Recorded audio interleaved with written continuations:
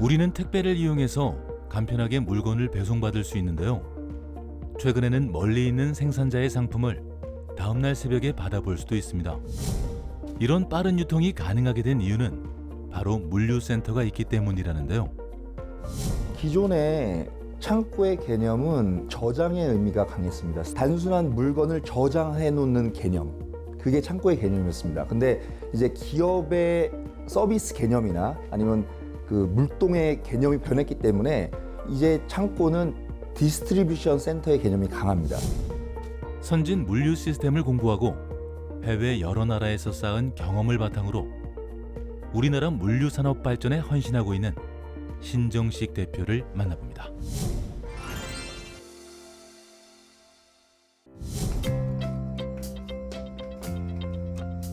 안녕하세요. 주식회사 신성물류개발 대표 신정식입니다.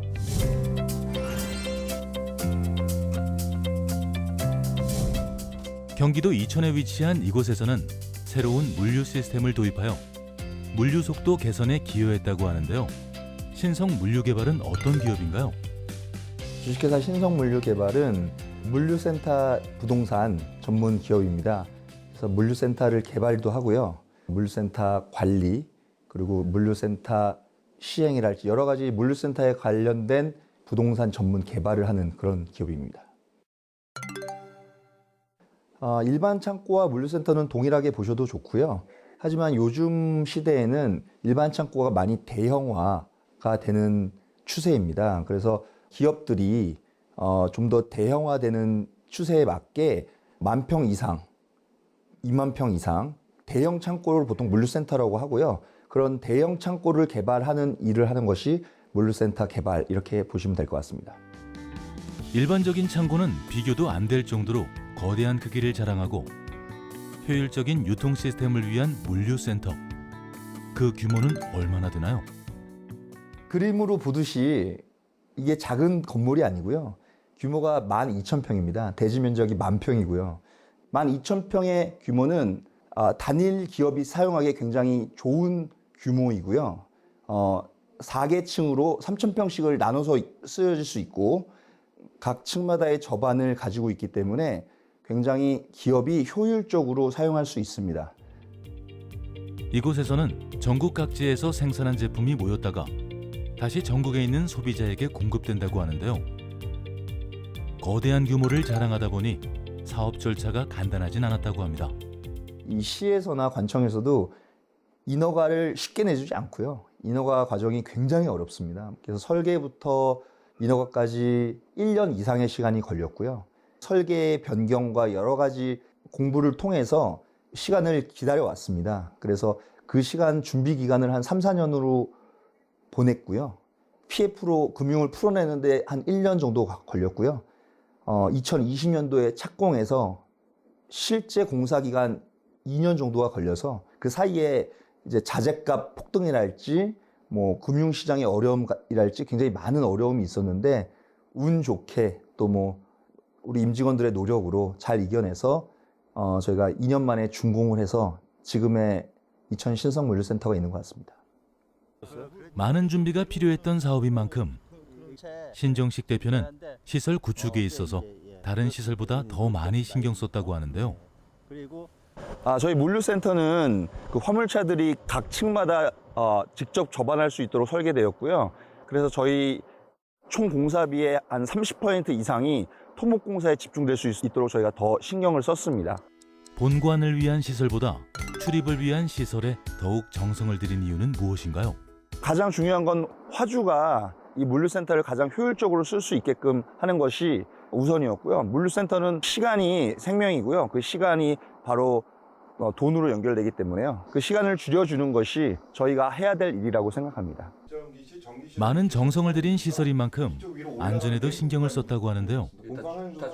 무엇보다 화재 방지 시스템을 철저하게 구축했다고 합니다. 근데 예전의 창고는 화재에 대한 소방시설이 굉장히 열악해서 화재에 대한 위험도가 굉장히 높았거든요. 근데 지금 대형 창고들은 그 화재에 대한 소방시설이 굉장히 기준도 엄격하고 고도화돼 있어서 그 기준을 잘 따르면은 굉장히 안전한 상황입니다. 토목공사부터 안전시설까지 좋은 물류센터를 짓기 위해서 건설 비용이 많이 들어갔는데요. 이렇게까지 투자하는 이유는 무엇인가요? 기존에는 보통 뭐 한 작게는 500평, 뭐 3,000평 이런 작은 창고들이 입지나 그런 거에 상관 안 하고 좀 근소적으로 이게 분포돼 있던 상황이었죠. 근데 대형 기업도 많이 생기고 물류의 중요성이 굉장히 대두되면서 서비스 개념이나 아니면 동의 개념이 변했기 때문에 이제 창고는 디스트리뷰션 센터의 개념이 강합니다. 그래서 각종 그 생산지에서의 물동이 한 곳에 모였다가 그걸 갖다가 다시 뿌려주는 개념. 그래서 하나의 허브의 역할을 하게 됩니다. 또 기업의 입장에서 봤을 때도 비용 절감이 굉장히 중요한 상황이기 때문에 한 곳에 모아놓고 얼마나 더 효율적으로 사용하느냐, 이게 굉장히 중요합니다. 사실 신정식 대표가 시설 이외에도 신경을 쓴 부분이 있다고 합니다. 바로 위치인데요. 효율적인 물류 시스템을 위해선 위치가 중요하다고 하는데요. 이곳은 이미 입지가 증명된 이천 물류단지와 굉장히 인접해 있고요. 덕평 IC와는 5분, 서이천 IC와는 또 5분 거리입니다.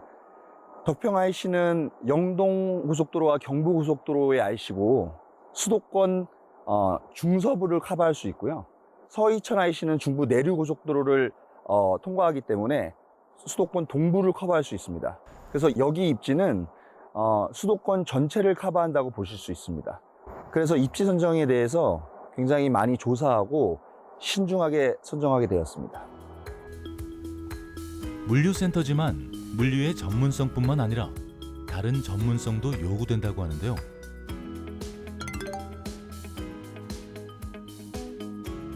네, 이제 물류센터를 운영한다고 하면 단순히 물류를 제가 한다고 생각하시는데, 제가 이제 직접적인 물류를 운영하는 것은 아니고요. 저의 기본적인 업은 부동산 업과 금융업이라고 보시면 됩니다. 물류센터를 짓는 데는 최소 1년 6개월에서 2년이라는 시간이 들어갑니다. 그 안에는 많은 돈이 들어갈 거고, 또 금리도 있을 거고, 거기에 대한 어떤 상환 능력도 필요할 거고, 미래에 대한 가치를 보고 대주단에서 돈을 빌려주는 거기 때문에 그거에 대한 노하우가 굉장히 필요합니다. 그래서 그런 금융적인 전략도 필요하기 때문에 단순히 물류업을 하는 것이 아니라 이 부동산에 대한 이해와 금융에 대한 전략, 이게 잘 어우러졌을 때 물류센터 개발이 가능하다고 볼 수 있습니다. 부동산업과 금융업, 그리고 물류업에 대한 깊은 이해가 필요한 물류센터 개발 사업. 그러한 전문성이 요구되는 분야에게 사람들의 시선도 바뀌었다고 하는데요. 예전에는 어떤 건물을 갖고 있다, 아니면 뭐 어떤 부동산업을 한다 할 때 창고를 갖고 있다면 뭐 창고? 어떤 뭐 조그마한 창고? 이런 느낌이었습니다. 근데 지금은 이런 대형화가 돼 있고 어느 정도의 인지도가 굉장히 높아져 있기 때문에 물류센터를 개발하고 운영한다는 것은 그만큼 앞서 나가고 전략적인 개발, 사업을 한다는 뜻과 같거든요. 창고 사업이라는 게 이전과 같이 단순한 창고 사업이 아니라 대한민국의 산업을 이끌어가는 부동산업과 금융업과 물류업이 잘 조화돼서 이루어낸 결실이라고 볼 수 있습니다. 물류 보관 창고에서 물류센터로의 성공적인 변신. 그러나 더 큰 미래도 준비하고 있다는데요. 저희 그 센터는 타 지역 센터에 비해 용량을 대폭 확장해서 시설을 구축해 놨습니다. 타 지역은 통상적으로 1000km 미만으로 센터 운영들을 하는데, 저희는 추후에 스마트 물류기지로 구축하기 위해서 약 2000kW로 증설을 신청해서 그 시스템을 구축을 해놨습니다. 그래서 추후에 웬만한 구축된 스마트 물류기지를 형성하더라도 저희 센터에서는 소화를 해낼 수 있는 장치를 구축을 해놓은 거라고 할 수 있습니다. 외부 설계뿐 아니라 내부도 미래지향적으로 설계하면서 비용은 또 늘어났다고 합니다. 그 비용을 따진다고 해도 이 전기 공사 부분에 대해서 약 한 15%에서 20% 정도 더 투자가 된다고 볼 수 있습니다. 과감한 투자로 물류센터를 내부부터 외부까지 탄탄하게 만든 신정식 대표. 그런데 그렇게 과감한 투자를 할 수 있었던 배경은 무엇인가요? 저희가 이 창고의 인허가를 2016년도에 받았는데요. 그때 당시에는 물류센터라는 업종이 별로 이렇게 이슈를 못 받던 시기입니다. 금융권에서나 아니면 부동산 업계에서나 많이 못 받고 있던 시기였지만 저희는 물류업이 분명히 어떤 흐름을 탈 거라고 확신을 갖고 있었고 그 트렌드가 올 시기를 기다리고 있었습니다. 그래서 기다리고 있던 시간 동안 저희가 제반 사항이나 많은 여러 가지 준비를 하고 있었는데 때마침 또 운 좋게 2019년 정도에 물류의 흐름이 저희가 느껴지기 시작했고 거기에 발맞춰서 저희가 금융권을 두드렸더니 좋은 대주단과 좋은 투자자들이 또 나와주셔서 저희가 2020년도에 착공에 들어갔습니다. 철저한 시장 분석과 그에 맞는 전략으로 물류센터 사업을 성공적으로 이룩해낸 신정식 대표. 다음 계획은 무엇인가요? 저희는 이미 대형 화주사도 유치해 봤고 이런 인허가 작업이나 시행사로서의 역할을 다 해봤기 때문에 이런 모든 물류센터로서의 이 노하우가 축적되어 있는 상태입니다. 그래서 지금의 어려운 시기가 조금 지나면 또 다음 부지를 확보해서 또 다음 클라이언트를 확보해서 이런 물류 개발 사업을 확대해 나갈 생각입니다. 신정식 대표는 물류센터 건립 이전부터 이미 물류 산업에 대한 관심이 많았다고 하는데요.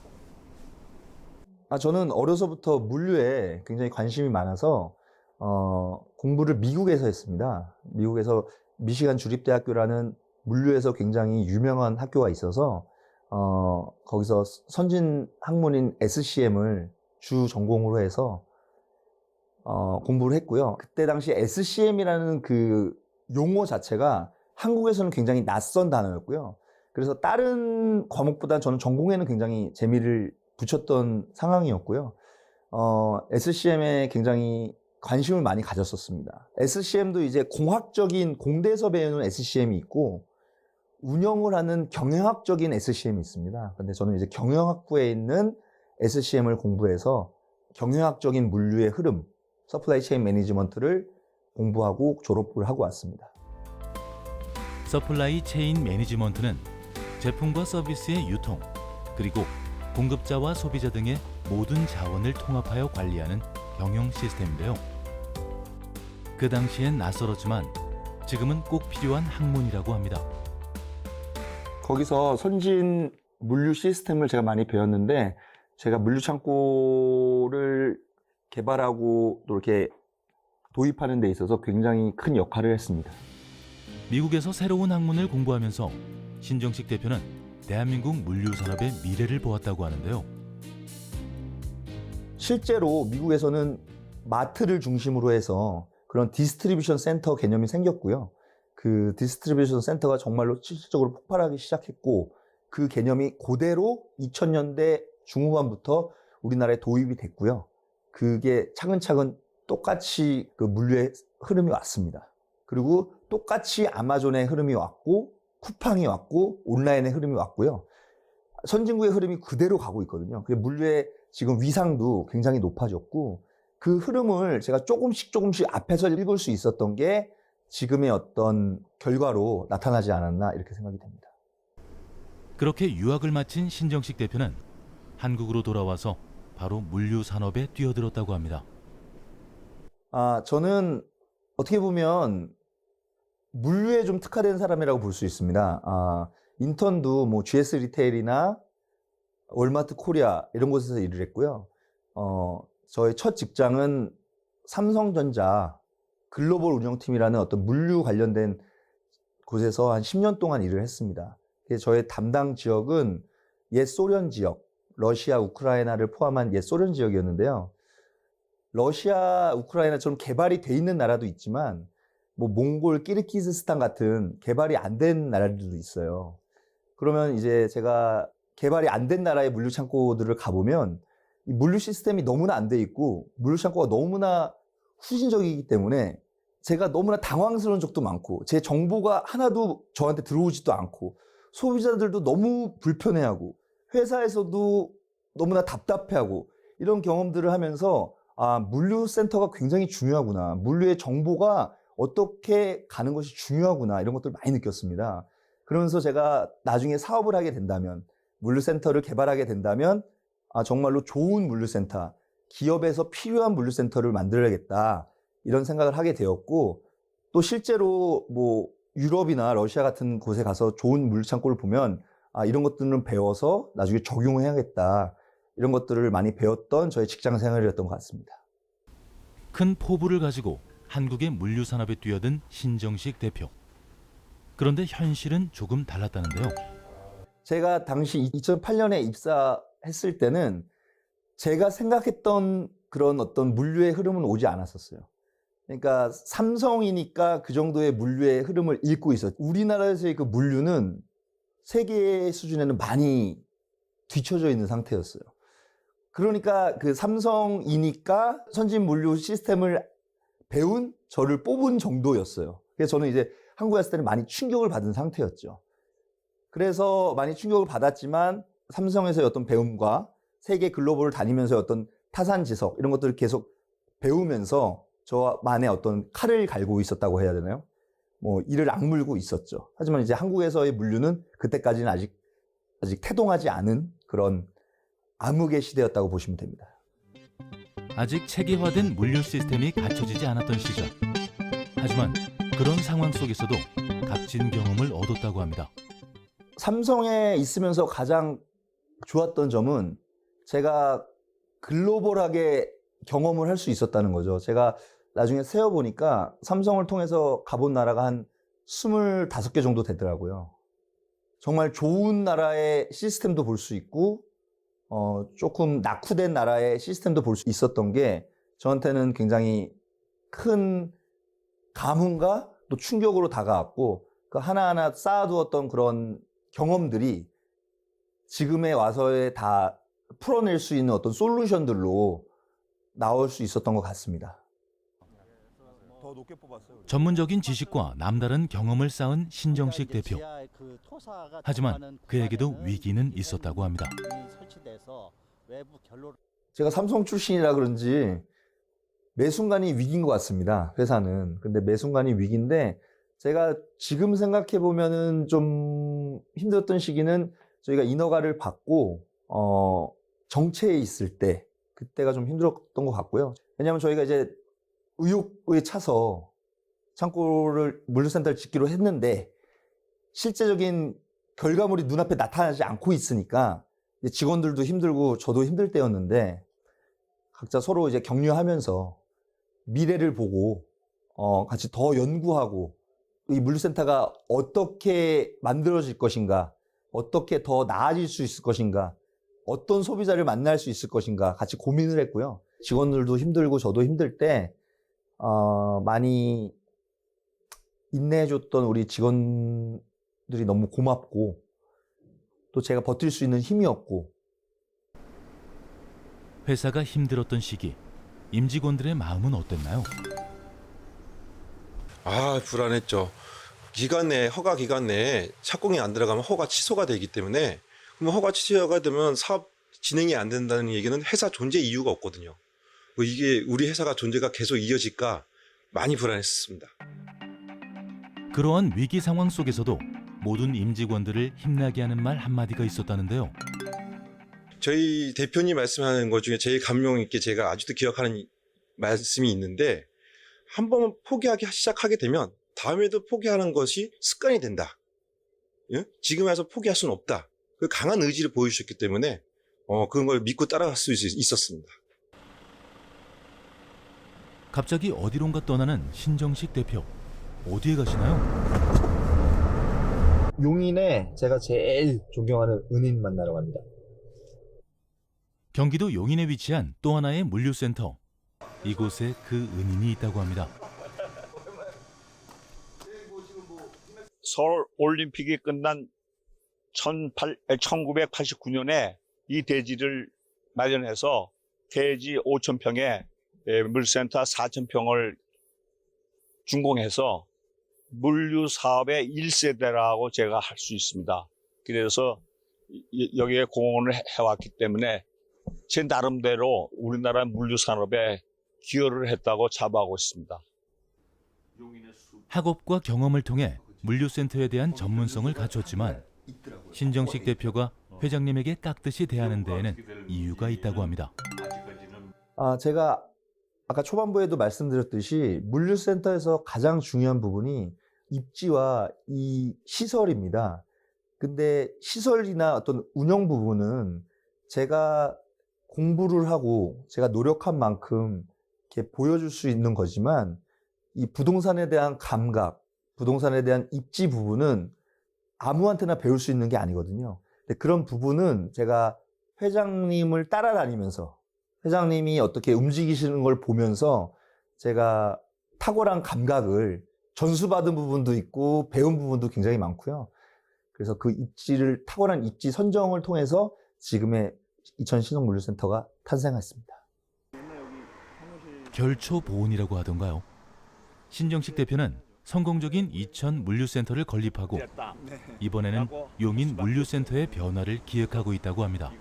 지금 노후화되고 있는 용인 물류센터를 옛날에는 어떤 물류지역이라는 곳으로서의 가치가 많이 집중됐던 곳이라면은 지금은 첨단 산업, IT 시설로서의 기반 산업으로서의 가치가 더 많이 확대되고 있는 곳입니다. 그래서 그 가치에 걸맞는 곳으로서의 개발이 더 중요시되고 있기 때문에 저는 그것에 좀 더 포커스를 두고 그 지역, 그 부동산의 가치가 최대화가 될 수 있도록 노력을 할 생각이고 꿈을 좀 펼쳐갈 예정입니다. 전문성, 경험, 경력, 인적 네트워크를 고루 갖추고 사업을 성공적으로 이끌고 있는 신정식 대표. 전문가의 평가는 어떤가요? 대한민국 물류 산업은 점점 더 첨단화되고 시스템화되고 있습니다. 그런 시장 상황 속에서 신성 물류 개발의 신정식 대표는 전문적인 물류 산업에 대한 지식과 오랜 경험을 통해서 철저히 타겟팅된 사업 모델을 갖추고 물류 산업 발전에 일조하고 있기 때문에 앞으로의 성장을 더욱 주목할 필요가 있습니다. 오랜 준비를 거쳐 사업을 시작하고 위기를 맞이하고도 뚝심으로 버텨낸 신정식 대표. 그가 가장 중요하게 생각하는 가치가 있다는데요. 저는 이번에 개발하면서도 느낀 게 결국은 사람이구나. 저는 이제 시공사나 협력업체랑도 항상 그 현장 직원들하고도 같이 밥을 먹고 꼬박꼬박 사람 만나는 일을 굉장히 열심히 했거든요. 근데 항상 위기 때마다 저를 구해주는 건 그렇게 만났던 사람들, 그렇게 소통했던 사람들, 그렇게 한마디 했던 그 정과 남았던 기억이 저를 구해주고 기억해 주더라고요. 그래서 결국은 사람이 하는 거고. 성공적인 물류센터 사업을 이끌고 새로운 변신도 준비하고 있는 신정식 대표. 하지만 그의 꿈은 더 높은 곳에 있다고 하는데요.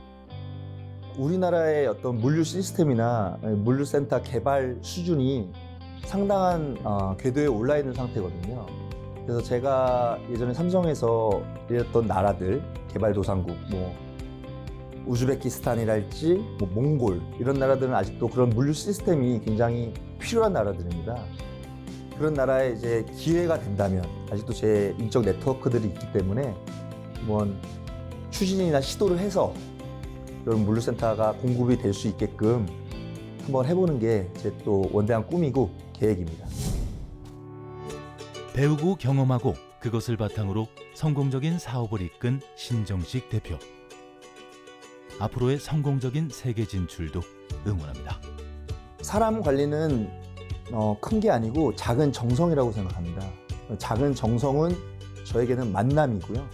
가서 같이 만나면 감정이 느껴지고요. 저의 어떤 절실함이 느껴집니다. 그러다 보면 신뢰도 생기고 그런 것들이 쌓이다 보면 성공할 수 있는 기회가 더 높아진다고 봅니다. 그게 저의 사람 관리입니다.